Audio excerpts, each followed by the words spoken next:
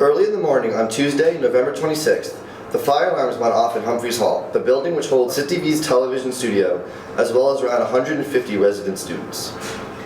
Some initial reports claimed that the alarms were due to a dryer fire. However, it soon became obvious that this was not the case. Hi, I'm Eric Laundress, and this is SITTV News.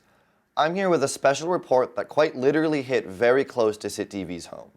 I woke up that Tuesday to a series of frantic yet serious text messages from a friend telling me to evacuate the television studio immediately and asking me if I knew of anyone inside. When I arrived on the scene, Stevens Fire Safety Coordinator Daniel Cunning was exiting the studio and told me that there was no longer any reason to be alarmed, but that there had been a fire in the laundry room. When I entered the building to investigate, what I found suggested something very different had occurred. SITTV conducted an extensive investigation of the scene on the day of the incident. We had been made aware of rumors throughout the morning that an explosive device had been detonated in the basement, and that it was this device and not a common dryer fire that was the cause of the early morning alarms. What we found in our investigation shocked us. We now bring you never-before-seen footage of the Humphreys basement almost immediately after the fire had been contained.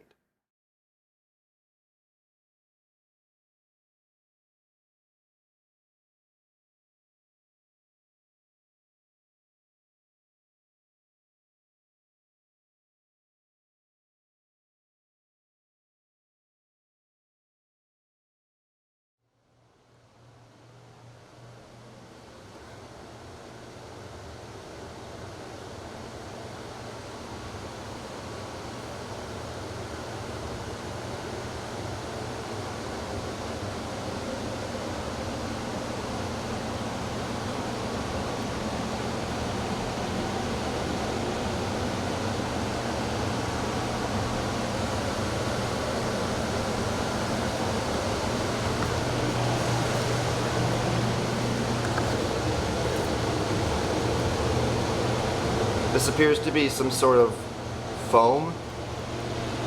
There were shards of green foam found all throughout the staircase, at the bottom, and some even as far as resting against this wall. You can see one right here, all the way up on the door, which is a pretty far distance from the corner section of the hallway here, where there is a lot of just shit on the ground, little shards, what looks like broken glass.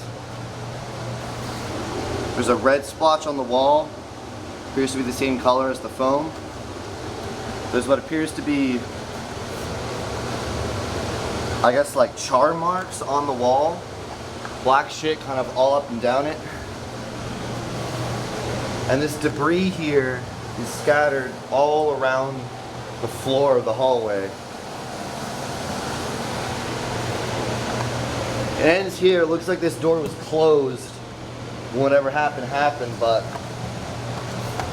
this stuff on the ground, it's all over the hallway here. There's another piece of green something. Now, when you go in the dryer room here, notice how there's nothing on the ground. You can see there's piles of debris, more of this red foam stuff here, right outside the step, but not inside. This dryer's been turned off, the one on the bottom. As you can tell, there's nothing around it, no evidence of any sort of disaster happening here. But outside, I mean, there's plenty.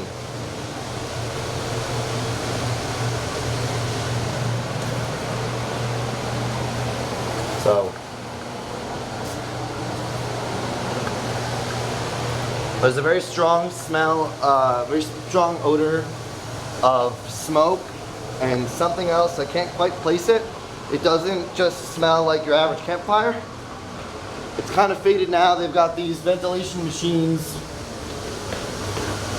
throughout the building, mainly down here, but throughout the building. And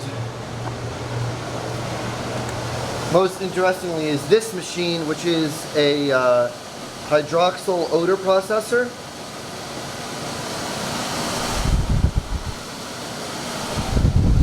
says serviced the 22nd, which was 4 days ago.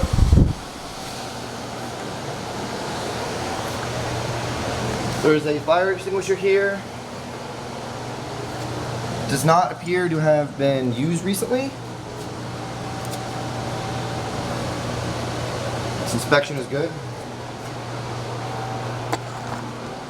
I believe these doors were opened mainly for ventilation. This just looks like storage by, I guess, Res Life and some student organizations. But there's no evidence of the debris that we see in the hallway entering the door here. So I'm going to assume that they opened this one up alongside with the electrical control panel room here after the fact. Because, I mean, the floor in here, I mean, there's some stuff in here, but, like, most of the floor is absolutely spotless, so.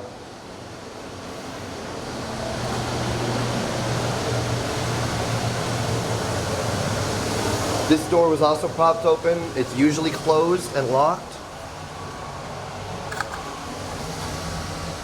And it smells very strongly of smoke in here. The ventilation, I guess, isn't that good.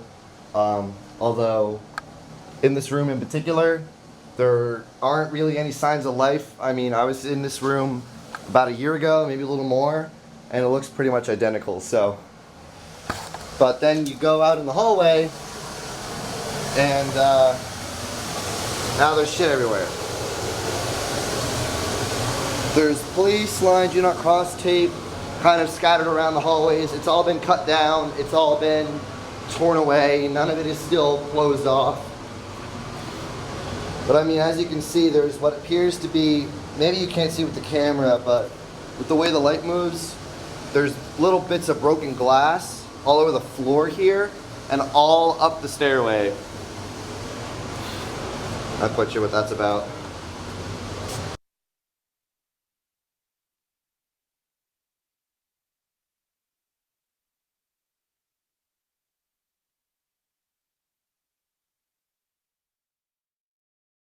As you saw in that footage, there are obvious signs of some form of plastic explosive device having been detonated in the hallway. There were brightly colored smears on the wall with similarly colored small balls of plastic or foam scattered around the basement. Also, there was a large amount of debris concentrated on one section of the hallway outside the laundry room, and almost no signs of debris within the laundry room itself. The day after the incident, Vice President for Enrollment Management and Student Affairs Mary Beth Murphy and Stevens Chief of Police Tim Griffin sent an email to all students, faculty, and staff with more details of the Tuesday incident. They claimed in the email that a small trash can fire in the laundry room led to a police officer and student being treated for smoke inhalation, with the officer later receiving additional treatment at a hospital. The email also states that a Stevens student was arrested in connection with the incident. The name of the arrested student is known to SITTV, but will not be revealed for privacy reasons. Someone with first-hand knowledge of the matter who spoke on condition of anonymity told me that what really happened was the student placed a number of firecrackers or similar pyrotechnics into a trash can and set them on fire, causing the building to fill with smoke and eventually leaving debris scattered around the basement and the colored smears on the walls.